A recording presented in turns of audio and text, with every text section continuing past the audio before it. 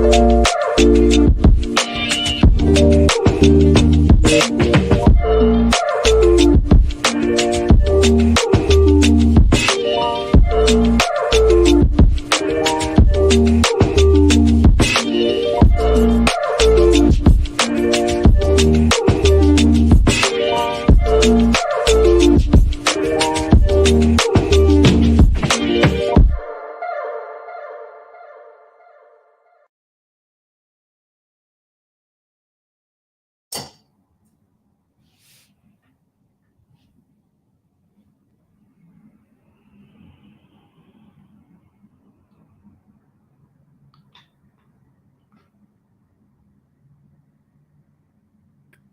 were muted.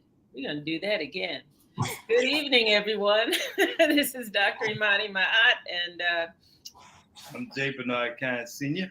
Welcome to another episode of Progressively Yours Health and Wellness Podcast. We are very excited about our show this evening and our guest.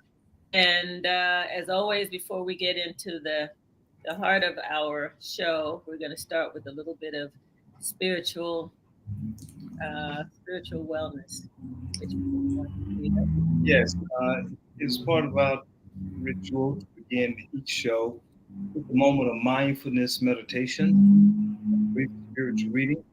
And I'd like to invite each of you who are watching our show, if you wish to participate, just check in.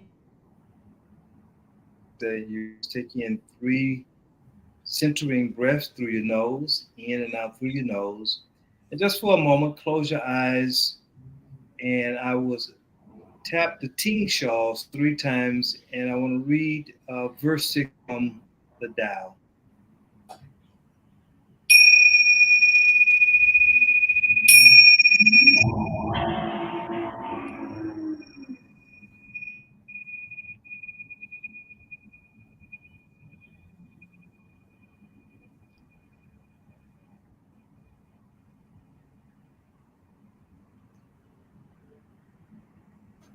Well, for gratitude to the ancestors for allowing us another show to bring to our listening audience on health and wellness.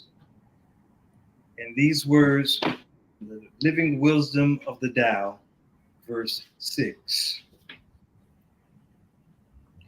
I pay attention to my inner callings and apply my own uniqueness to everything I undertake. The spirit that never dies is called the mysterious feminine. Although she becomes the whole universe, her immaculate purity is never lost. Although she assumes countless forms, her true identity remains intact. The gateway to the mysterious is called to the root of creation. Listen to her voice. Hear its echoes through creation. Without fail, she feels her presence. Without fail, she brings us to our own perfection. Although it is invisible to us, it will never end. For the ancestor, Ashe. Namaste. Namaste. Yeah. That was great. Thank you. Thank you for that reading. It makes us think and stay connected. Mm-hmm. And before we introduce our guest, but as a introduction to the introduction, I want to pull out a little piece that I found from a quote that I found in Mr. Mercer's book, and we're going to introduce him officially. But I just want to read this and let it sit with you, because so many of us are interested in going into business and being successful. And many of us don't have a clue about what we're doing. So this book that we're going to review and discuss this evening will open your eyes and give you a little bit of a path to follow that will hopefully give you some ideas. So this quote is about mediocrity. Mediocrity takes place when we stay in a comfortable and familiar place and decide it's enough. When we fail to innovate and expand our way of thinking and doing business. That thought really it hit for me, and I think I used to tell my son when he was very young, when he was little, to be don't be ordinary, be extraordinary. Right. And just kind of kept saying that over and over and over again, and I think I would want to hope that those words set with him and carry him a little bit as an adult. So Mhm. we're going to officially introduce you now, Mr. Tim Mercer. Bernard. Yes, thank you. It is indeed an honor and privilege for me to introduce a good friend and brother. Um, about Tim T. Mercer, business executive and published author. Tim Mercer is the CFO and managing partner of IBOX Global, a management firm that in 2019 ranked number 357 on the Forbes, is that Inc. 500's annual list of the fastest growing companies with a growth rate of 1,412%, 1,412%, Wow. and has accrued over $70 million in revenue since 2008. He's an accomplished business executive and author with over 20 years experience in government contracting and commercial financing. Tim is the author of Bootstrapped Millionaire, interesting title that I'm sure he's going to flesh out for us, and has been featured in various media publications, including Forbes, Entrepreneur, and in corporate magazine, Inc. magazine. Mm-hmm. He has a passion for sharing insights and strategies from his own business experience to help others excel and to grow. It's indeed an honor and privilege to bring our friend and brother to the show tonight. This is what his book looks like. I hope you see that. I want to encourage you to go out. We will have some ways in which you can purchase this shortly. Tim T. Mercer, welcome to Progressively Yours Health and Wellness Podcast. And thank you so much, man. Thank you to both of you for allowing me to be on the show, and all praise be to God. Thank you. Tim, to the book and about your success as a business executive and the hills that you have climbed, the valleys that you have moved through to get to this place where you are. Just a little bit about who Tim Mercer is. What is your part of your story that you can share with the audience that is a foundation for you being what you are? First few years of your life that I think is in the text that has helped you to be at this place at this time. Yeah. Well, I'm originally from a small rural town in South Carolina. It's called Mullen, South Carolina, which is a very small town. In fact, there was a story written. I think you may have found it on YouTube, but it was a documentary that was written about my hometown area. It's called The Corridor of Shame, right? And what that documentary was about was the fact that the area in which I grew up in, it was called the PD area of South Carolina, had actually and probably still do maybe, have the poorest school systems in the entire country, right?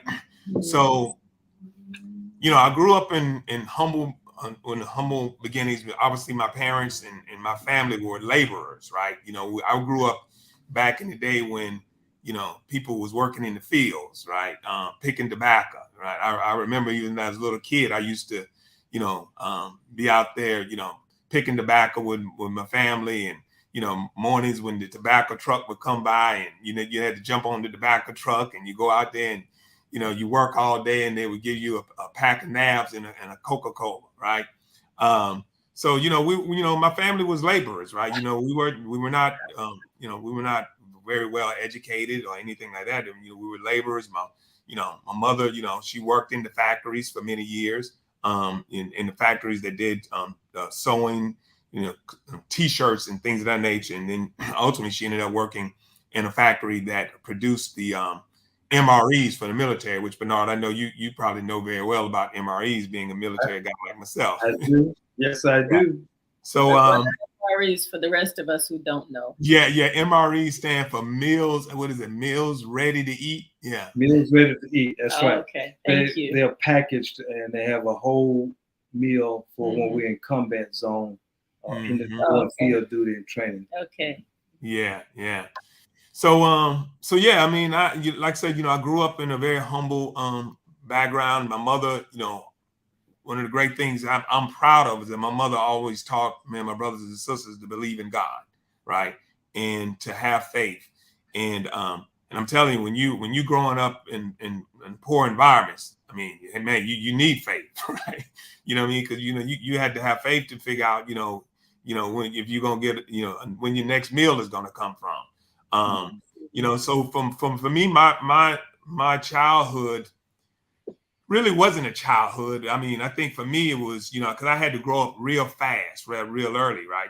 Being the oldest of four siblings, and and I had to kind of grow up and be more the man of the house, because obviously it was just my mother and the four of us, with her being a single mom, and so it taught me how to grow up really early. It taught me how to really value and respect money, right? Because, with us not having much money, I really learned how to save money, as a child. I recall I used to save money when I would go to work. I used to kind of save it into my bed. I used to put the money in my bed because, I knew that, maybe, later in the week, my mother would probably need, money to help buy us food and things of that nature. So that was actually a great principle, but I learned, at such an early age. But I think the saving grace for me, obviously, through the help of God, was being able to go in the military. That I mean, I wasn't a great student or anything like that, so college wasn't really an option. But when I went in the military, that's when I think that the Lord allowed me to be able to see the world in a different view.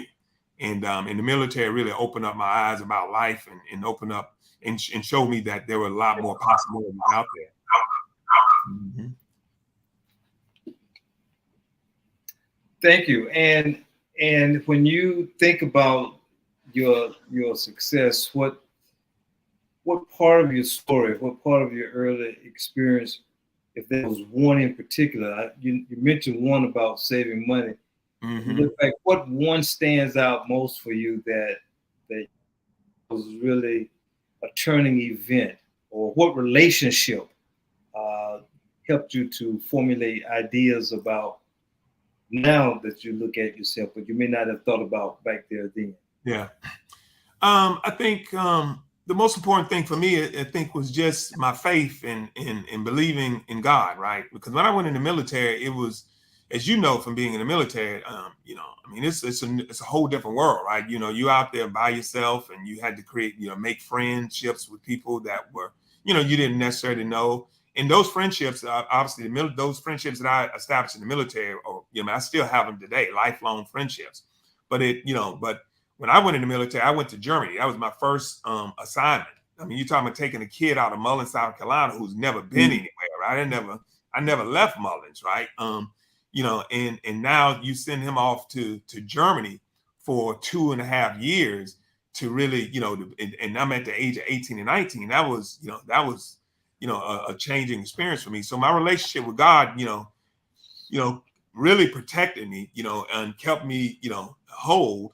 But the saving component for me really, me learning how to save was important, because I mean, like I said, I learned how to save money at a young age, and I, going in the military. When I got out of the military, I had saved a bunch of money. When I went to college, even in college, when I worked, I got out of college, I saved money. I always knew how to save money, right?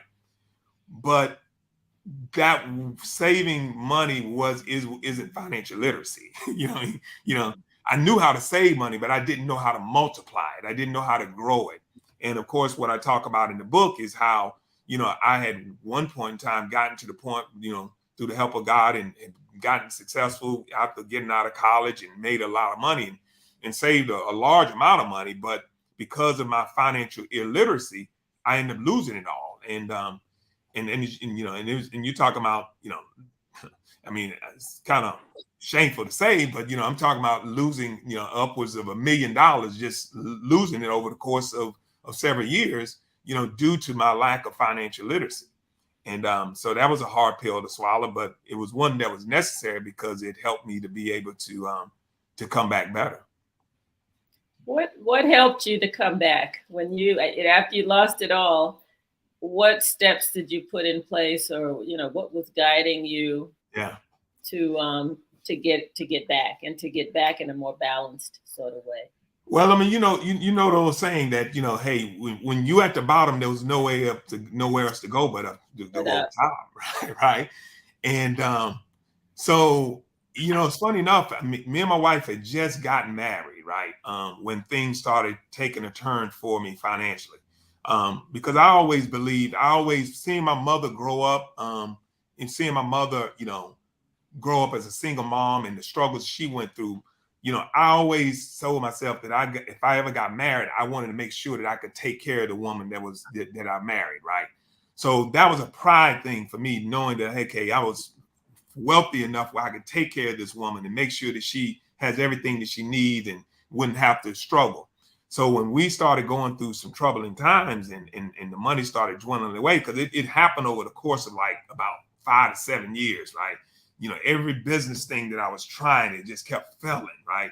And I remember just one day praying, it was like, God, what is going on, man? Why am I going through this, right? And seemed like everything I tried just kept failing, and business deals that I would get into would just fail on me, and I would get into bad investments because I didn't know and understand what I was getting into. I was trusting other people and things of that nature, and so it got down to a point. I remember telling my wife one day, I was just outside. I was like, man, I don't know what I'm going to do. I literally, Bernard, at a certain age, you can't go back in the military. I was literally thinking, man, can I go back in the military? Right. I was thinking maybe I need to start all over again. Right. And, kind of like retract my path. And, and I said, okay, well, I went in the military. Maybe I can go in the military again. Right. And, but you know how they said, the Lord, there's a ram in the bush, right? And a good friend of mine who I'd known for years, who I'd done IT work with years ago, when we was making money. I remember going online on LinkedIn. I'd never really been on social media. Went on LinkedIn, and you know how LinkedIn, when you go on those platforms, they kind of connect you with people, and it connected me back with him, and he told me that he was doing some work in Trinidad, right? And he's telling me about the work he was doing, and he kind of asked me, was I still doing some of the work that we had done together? And in all honesty, I lied, right? I said, yeah, man, I'm doing this work.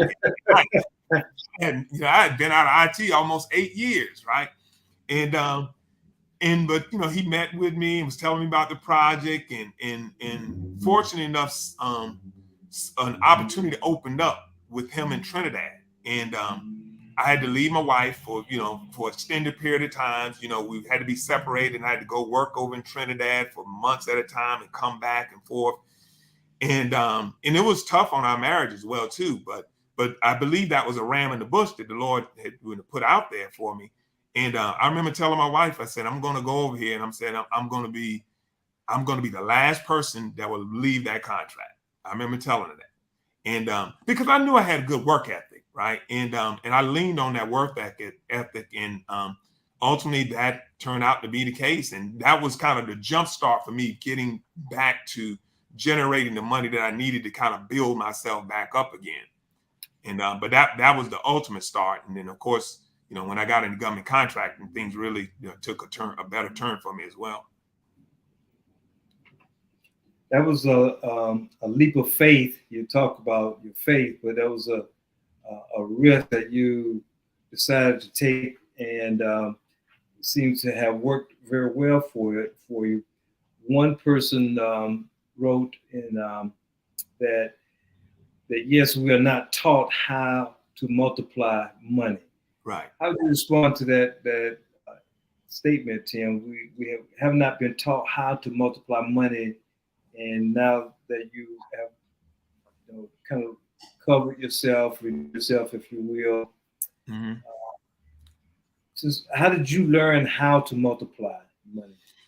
Well, yeah, I mean, the person that made the comment is so true, right? I mean, we never taught that in school, right? School never taught us how to manage money. School never taught us how to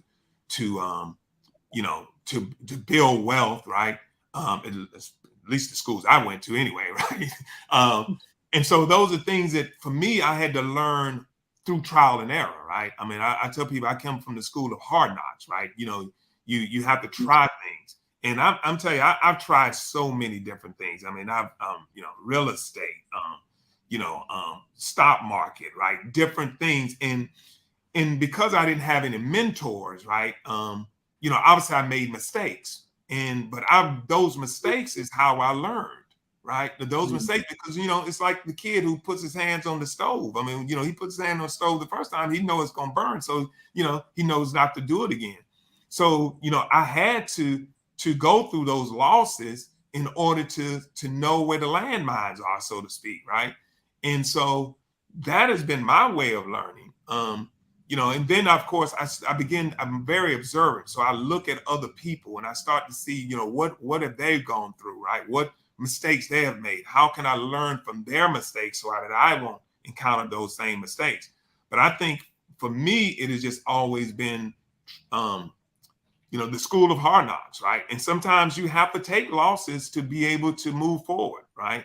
And I think for a lot of us, we don't want to take losses, right? A lot of us, want things to be just easy. Like there's one chapter in my book, I talk about see the glory, but don't know the story, right? Because a lot of us times we will see the success of other people, but you really don't know what that person have gone through, and if they are successful, trust me, they've gone through something, because there is no success without sacrifice. There's no success without pain and struggle.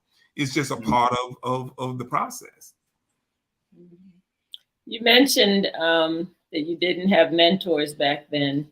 What have you learned about the role of mentors in terms of helping folks to kind of chart out a path? Because I hear a lot of people saying, well, you need a mentor for everything. You need a mentor for finances, a mentor for writing a book, a mentor for speaking, or whatever it is people are into. What would you say about that? I do think mentors are important, because the challenge is knowing how to choose the right ones, right? Because we live in a world today where people can create a persona about themselves that can be very attractive to people, especially on social media and things like that. A lot of people can really create a persona, particularly when I always tell people you got to follow the money, right? Particularly if someone's trying to get something from you, right? So I think that if you can choose a mentor who's genuine, someone who has actually walked the path that you are hoping to go down, because they can tell you, like I always use metaphors and military terms, you probably would notice. Like I said, they know where the landmines are, right? They can tell you don't do this because of this particular situation, or at least give you some advice in those areas where you can make more sound decisions. So mentors are very important. I think you just have to know how to choose the right ones. And hopefully you will have someone in your corner that really genuinely wants to help you. Talk a little bit also about the issue of risk. I was going through and I was pulling out some quotes, and one was about climbing, and some people just climb the mountain take a peek and then come back down. And you said your goal is to climb the mountain and leap off, trusting that something better is just out of view. Right. You know, which takes a lot of guts. Yes. You know, Yeah. so talk a little bit about risk taking and how Yeah. that adds to the picture of becoming successful and Yeah. reaching goals. Well, I mean, you have to take risk, right? I mean, you spoke earlier about the one of the quotes in the book when I talk about being complacent, right? Being complacent or being comfortable, right? I often say that, yeah, you know, I often say that we have to be comfortable being uncomfortable, and taking risk is a very uncomfortable thing to do. But if you don't take risk, I mean, how do you can't really achieve what's on the other side, right? I mean, we all want the safety of being able to say, "Oh, I know what's around that corner," right? But we don't know, and that's where faith comes into play, right? I mean, you know, the Bible talks about, hey, faith without work is dead, right? It's basically faith is believing in something you can't see. And I used to, as a kid, I don't know what this was I was doing, but I used to kind of play in the dirt, right? You know, I used to just kind of visualize things about my life, you know, and kind of constantly just kind of meditate on those things of what I wanted to achieve in life. And that was to me a way of, when I got to points where I had to be a little risky, right? You know, it kind of took a little of the fear away, because, you know, I began to realize that, okay, if I don't take this chance, then, you know, I'm just going to continue to be in the same position that I'm in, right? I mean, I know what's happening. I know what this is going to yield if I stay in this particular situation. But my hope is that if I go a little further, there's something better on the other side. And so that's what I want to encourage people to do, is just, you know, don't be afraid, right? Don't be afraid to do something different, because we all are fearful. I mean, I wake up with fear all the time, even now, right? You know, I mean, you know, fearful about business deals that I'm doing, fearful about people that I meet, but you can't live your life in fear. You just gotta take that leap of faith and believe that God has your back, right? I often, when I pray in the morning, I ask God, protect my blind side, right? Because my blind side is, I don't know what's coming around the corner for my blind side. So I think prayer and believing in God kind of helps with that that ability to manage those risks. And which I think has been a big part of my life, and that is visualizing. Yes. One of my favorite authors and speakers, Neville Goddard, creating life with our wonderful imagination. And, you know, I used to do what you did. As a young child, it's like, okay, I want to go to Africa. I want to go to Brazil, because there are a lot of Africans in Brazil, you know. And, you know, by the time maybe 25, I had been all over Africa and to Brazil several times. And I'm like, I mean, I just saw it as a child. I was like, that's what I want to do. And that's part of what I'm envisioning. And so if you have to first see it, you know, you have to first visualize where you go.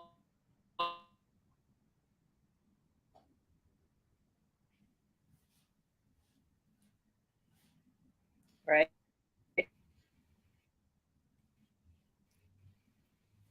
Uh-oh.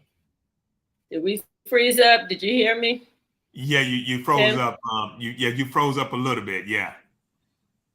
Okay, but basically, I was just saying that, you know, just like in visualizing where we want to travel to, or where we want to go in life, you know, business is the same way. You have to kind of visualize it, see yourself there. Yes. Really see yourself there.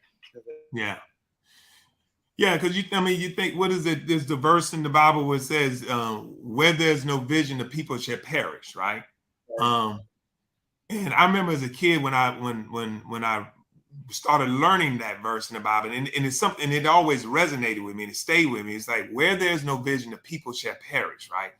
So, and it's like, okay, so if you don't have a vision for your life, if you don't see yourself in a different light, you know, or hope for a different situation, then anything is not going to change. And in the Bible, and God is saying that if you don't have any vision, you will perish, right? Now maybe that's not physically perish, right? But your dreams can perish, right? Your desires for a better future can perish. And not only does it perish for you personally, but it also perished for people behind me, my kids, my siblings, and things of that nature, right? So when I went in the military and I said I'm going to take that leap of faith and go in the military, that wasn't just about me. It was really for my brothers and sisters that was behind me, because if they see me take a step forward and decided I'm going to get out of the situation that we was in, that I don't want to be working in the factories, right? I don't want to follow that same path line that my family had. I want to change the course of my family of being laborers. If I didn't do it, they probably wouldn't have done it, right? So we all, I think, we become an example when we start showing that strength of faith and that strength of taking the risk. We become that example for others as well. Tim, say a little bit about the title of your book. How did it come down to the title of Bootstrapped Millionaire? Yeah. Well, of course, the word millionaire, when we came up with the title, we wanted something to be catchy, right? And because, we live in the world of marketing, right? So, you want people to gravitate to it, right? So obviously, millionaire was a good way, because people was like, oh, all of us want to be a millionaire, right? That's, many of us don't realize that over the course of life, all of us probably, if you live long enough, you would have touched $1 million, right, over the lifetime, right? But what's the most important word in that whole title is bootstrap, right? And to me, I believe, because the bootstrap word basically showcases and indicate that, if someone like myself, who grew up in an impoverished environment, who can work hard, didn't have a silver spoon in his mouth, right? And could overcome some of the challenges that I faced in my life, then there's a lot of us can do the same, right? Because I literally bootstrapped my way. I didn't know that I was planning my way, because I didn't know that I had a plan. But when I decided to go in the military, right? Getting out of the military, going to college, right? Leveraging the skill set that I had learned in college, and started monetizing that when I became an independent consultant. And that was my first introduction to entrepreneurship. And I didn't really know that I was an entrepreneur, but that was my first introduction. But along the way, then, saving money and using that money to be able to try to push myself forward, I bootstrapped my way. I taught myself a lot of things that I know today, right? Financial literacy, I taught myself financial literacy, right? I know just as much about accounting and finance than most accountants do, if not better than they do, in my humble opinion, right? But I didn't go to school for it. I taught myself those things. So bootstrapping to me is all about, leveraging the God-given talents that you have, and then taking those talents and making better for yourself. So that's the reason why we came up with the title Bootstrapped Millionaire. Very good. Say a little bit, tell us, the audience, about what you are doing now. In your book, you talk about government contracting, and also what can your Uncle Sam do for you? Right. Tell us a little about what you're doing now, and if people who are interested in the same industry. Yeah. Yeah. So my background obviously is in IT, right? That's what I went to school for. And after being an independent consultant for a while, when I came back from Trinidad, my wife had actually introduced me to a friend of hers who was doing government contracting. I didn't really know much about government contracting. I didn't really know much about it at all, but then I started looking into it, and it was fascinating to me, because when I realized that the government buys pretty much everything that you can imagine, you can think of, the government buys it, right? They are the largest buyer of goods and services in the world, right? And when I began to learn that and begin to realize that, okay, if I can actually have the government as a customer of mine, right? I mean, that was fascinating to me, right? And, so 2012 is when we got into government contracting, and we've been in government contracting now, ever since. But that's when the things changed for me, because, I tell people, if you want to make millions, you have to do business with people that are spending millions, right? And the government spends millions of dollars all the time. And if you are a minority-owned business, I encourage every minority-owned business, find a way to get into government contracting, because we know that the playing field is not even for us, right? I mean, everyone knows that, right? But the government tries, or at least makes a small attempt to try to so-called even the playing field, right? So, because you have certifications like minority certification, like the 8.8, which is a minority certification, or you have things like veteran certifications for businesses that will allow the government to, they use the term set aside, but basically, if you can show the government that you can do the work, then that becomes a contract for you, right? I mean, they will literally set aside the contract for you, where you can actually win that contract. And in our business, we got into 8.8 program in 2012. It's a 9-year program, and literally, we would get multi-million-dollar contracts, due to that status. And of course, we had to ensure that we were, our business was our infrastructure was in order, and that we can do those contracts. But it's a game changer for a lot of small business owners. And I'm telling you, if you ever research a lot of the successful people, particularly minority businesses in this country, many of them started in government contract. I mean, the second richest Black man in this country today, a gentleman by the name of David Stewart, started out as a government contractor, and he's a billionaire now. Wow. Good.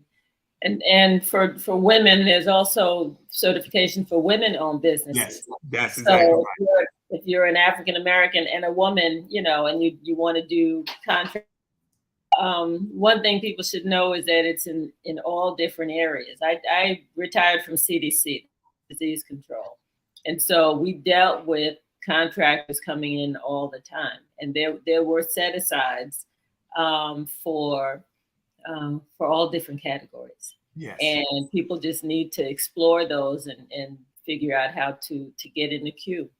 That's exactly right. Yep. That's an important thing for people to know. Wow. So what are you doing right now? What else? What types of things are you doing?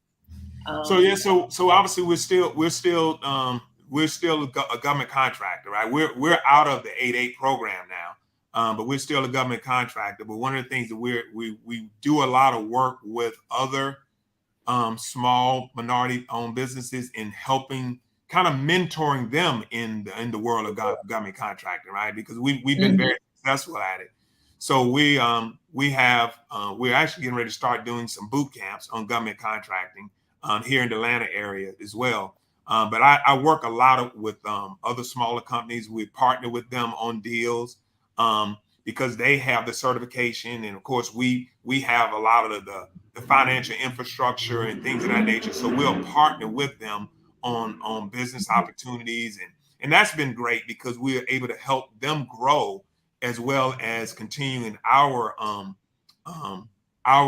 growth in government contracting as well. So we're obviously doing that. I also have a finance company. So, we've kind of grown our business into other sectors. So we have a finance company where we do financing of commercial real estate properties and residential properties as well. But one of the things I'm excited about even with that is because of knowing and learning the finance game, particularly when it comes to real estate, we've been able to really educate a lot of people on the value of owning real estate as an investment, right? Particularly in the climate that we're in today, right? I mean, do you think about what just happened this past weekend, right? Where 2 banks basically went under, right? And that was frightening, right? And for a lot of people, because it's like, okay, if these banks can go under, and is our money really safe sitting in the bank, right? And so I encourage people to start looking for hard assets to put your money into, right? And the safest place from my experience and over the years has always been real estate, right? I know people would say the '08 crash happened and things of that nature, and people lost equity and things of that nature. But when you buy real estate as an investment, right? Because I'm not talking about buying real estate as your home. A lot of people that lost money in '08 was people who were homeowners and they lost equity, right, as a result of what was happening in '08.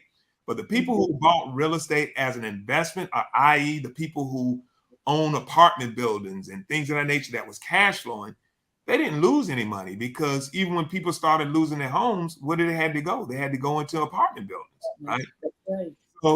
So we try to encourage people to look at small apartment buildings, because many of us aren't able to go and buy the large, skyscraper type apartment buildings. But when you look at the communities, like places like Chicago and places of that nature, where multifamily housing is such a big thing there. I mean, there are small apartment buildings, 6-unit, 8-unit, 10-unit apartment buildings that most of us could easily buy for the same amount of money that we spend when we go and buy $500,000 and $600,000 homes, right? We'll spend $600,000 to $700,000 on a home that doesn't even make us any money at all, when we could have took that same down payment and went and bought a $600,000 or $700,000 apartment building that now gives cash flow on a monthly basis. And that's what me and my wife had started doing several years ago. And because we don't have kids or anything like that, so we have to plan for our ultimate retirement when we get to a certain age, and we want to be able to let our money make money for us. Right. Well, thanks. You mentioned doing a boot camp. Now, we're here in Atlanta. We know a lot of people who are interested in starting businesses and doing stuff. So how would people find your next boot camp? Well, if you follow me on IG, Tim T. Mercer, then we'll be putting posts out there about the boot camp on our IG. We don't have the website built up yet, but obviously my email address is there. And then, like I said, on the social media platforms, Tim T. Mercer, they can follow me on those platforms. But we'll be putting information out about the boot camp that's coming soon. But I think I think in the climate that we're in right now, with the possible, if we're not already in one, people are saying that we're going to have a recession. One of the things I know for a fact, the government don't run out of money, right? So if we're afraid, if we're concerned about a recession, then the government is who we need to be doing business with, because the government isn't going to run out of money.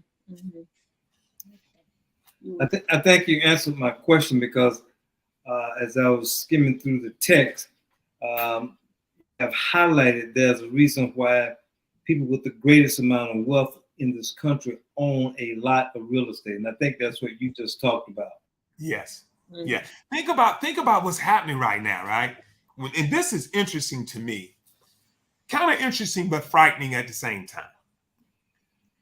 Why is it that the banks, as you know, JP Morgan is about to spend billions of dollars of buying single family homes in the Atlanta, Georgia area, right? Buying up whole entire subdivisions, right? Now follow me for a moment here, right? At one point in time, I would tell people banks aren't in the business of real estate. They're in the business of moving money, right? That's how the banks make money. Banks make money by taking money, depositors' money, lending it out to other people, and then they capture that spread, right? Banks don't like money sitting idle because it doesn't make money for them. But why would a bank now start buying an asset that's hard to liquidate, right? So they're stacking cash into real estate, right? And that's kind of interesting to me, because when you look at what's happening to these banks right now, and you got banks moving money into an asset class like real estate, it begs for me the question, what is happening to our monetary system? You know what I mean? Is something about to happen to our monetary system whereby now the banks realize that they need to stash cash into assets, that if something happened to the monetary system, their money is protected, right? So I look at those type of things and I say, well, if the bank is doing that, I need to be doing what they're doing. Exactly. Exactly. You know What what I mean? about? Yeah. What about gold and silver and cryptocurrency? Yeah. I mean, those are other areas that a lot of people are focusing on. Yeah. I'm not familiar with those areas. I mean, I've heard about gold and silver, never really invested in it. I'm certainly not an expert in crypto. I don't know anything about crypto. I'm a little hesitant about crypto because I often wonder what is the actual what's the actual tangible asset, right? What are you actually buying, right? And of course we've seen, I mean, the bank that just went under, that first bank that just went under, one of, or I think it was the second bank that just went under, they were heavily invested in crypto, from my understanding, right? So I'm old school. I'm a little old school. I like things that's a little more tangible, something I can touch, right? Something that I can put my hands on, something that I know that there's a tremendous need for. Housing is a tremendous need, right? We actually have a housing shortage in this country right now. So that's why I'm more of a big fan for real estate than those other asset classes. But again, I don't know enough about them. I mean, to really say if they're any better or not. Okay, that's fair. That's fair. Tell us some of because we want to drive people towards picking up your book too. So tell us some of the highlights in the book that would entice people to go out and buy the book so that they can learn more about what you're speaking about. Yeah, what I like about the book is the book. The first part of the book is kind of like my story, right? The book starts off talking about when me and my wife first got married, when we were, at the height of financial, at least at that point in time, I was considering myself being at the height of financial success, a young man at the age of 30 years old, and made $1 million and things of that nature. But then the book also takes you from that point of our life, and it takes you down the road of how I started losing the money, right? And some of the reasons why I was losing money and the heartaches and pains that we were going through in the process of losing the money. Share some of the experiences of what my wife was feeling and going through. Because can you imagine? I mean, she didn't ask for this, right? when she got married to me, right? And she having to go through some of those pains, right? And the impact that it was having on our relationship, right? Because, I couldn't focus, right? On anything else, but just trying to figure out how to get out of this rut that we were in, right? And but then the back part of the book talks about more tactical things, right? Tactical things that you can do to better yourself. There's a chapter in the book that talk about the financial literacy, the basics of financing, right? Investing. It talks about like you said, the difference between stocks and real estate. And so one half of the book is probably life lessons learned, the kind of the story of following what was happening in my life. But then the second half of the book is which I really like, is more tactical, right? It talks about government contracting, how to get into government contracting, why you should be in government contracting, finance, why you need to have financial literacy, and where do you start, right? We talk about we call it the I think it was the 3 or 4 C's of finance, right? And things are centered around cash flow and collateral and things of that nature. So it's a lot of real tangible things in the second half of the book. So I think people will enjoy it from that perspective. Okay, and they can get your book on Amazon, and it's Bootstrapped Millionaire. Yes. So we want to make sure people go out and support it. I think it's wonderful. I haven't read it from cover to cover. I skimmed through it. Yeah. I've learned how to skim through books, and it is absolutely wonderful. So I I think it's an easy read too, because like you was talking off camera when you were saying that there's a lot of I guess the word is anecdotes, right? I guess the different one-liners. Yeah, yeah. And I like that because I mean that's how I speak a lot, and I like to teach by giving anecdotes or examples, and I mean, it's kind of like in the Bible how Jesus was, taught through parables, right? Because I think that's how we learn, and particularly in our community, because when we think about things like finance, I often tell people finance is not difficult. I mean, it's just really add, subtract, multiply, divide, right? But what really messes us up with finance is the word problems, right? The word math, right? When people start using terms that we don't understand, right? That's what really causes the confusion when it comes to money. When they start using terms, right? When someone throw out a term like derivative, right? Well, what is a derivative, right? I don't know what that means, right? But that's a term, that could have an impact on my investments, right? When we talk about capitalism, right? Do we really know what capitalism means, right? And what the impact of capitalism has on our lives, right? Or even what just happened this past weekend, right? A lot of people think that it's just a silo incident. Well, no, it's not. What happened this weekend will have an impact on all of us down the line, because the government is bailing them out. And funny enough, I was telling my wife the other day, I said, I mean, who is really the government, right? When we hear the government bail them out, right? Well, the government is we the people.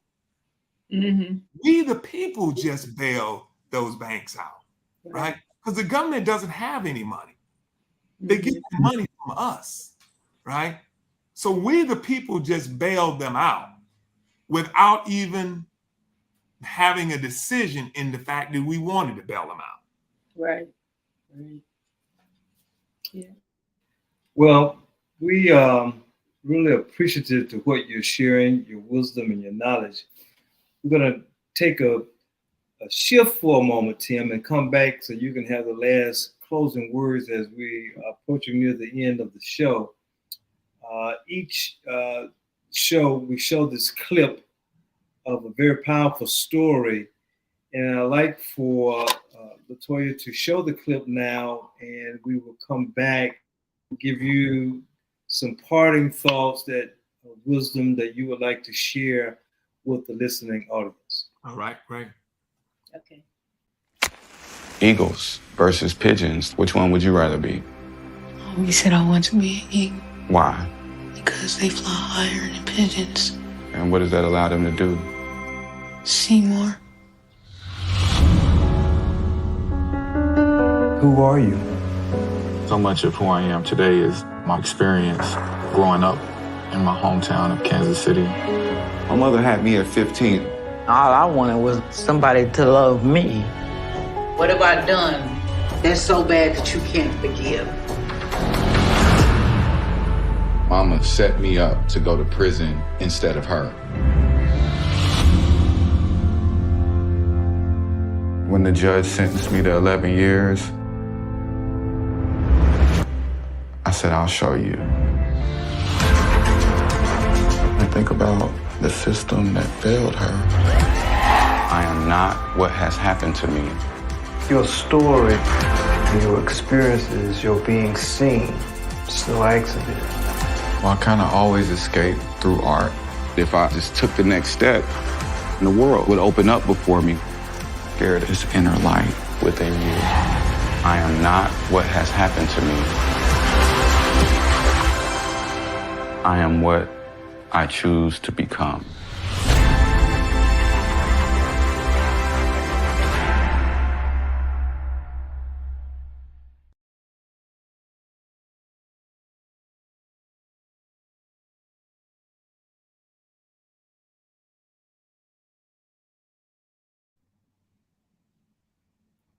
Right. I love that piece. Yes. Of course, see your buddy here who's in it, acting as himself as a therapist.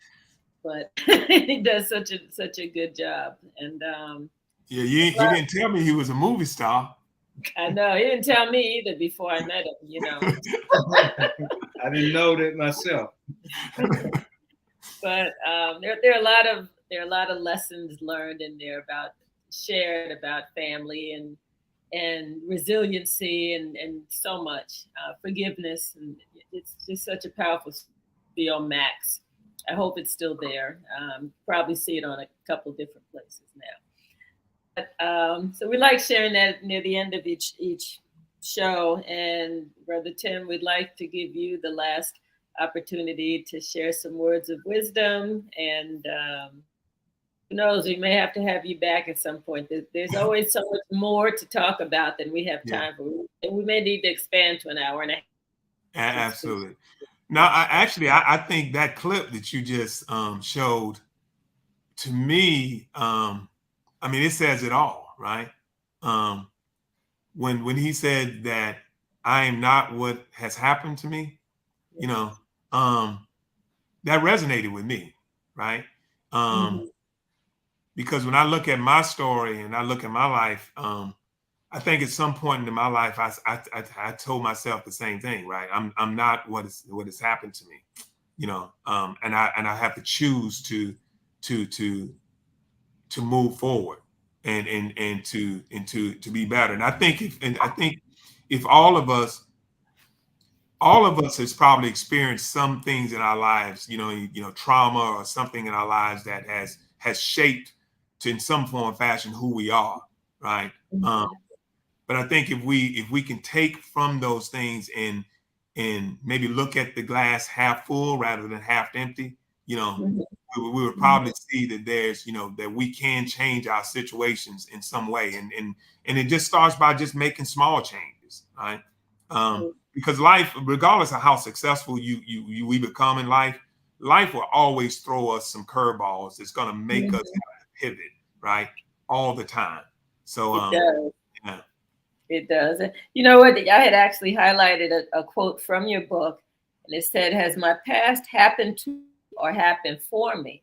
Right. And you said, "The moment you decide it's happened for you and not you is the moment you are in control of your destiny."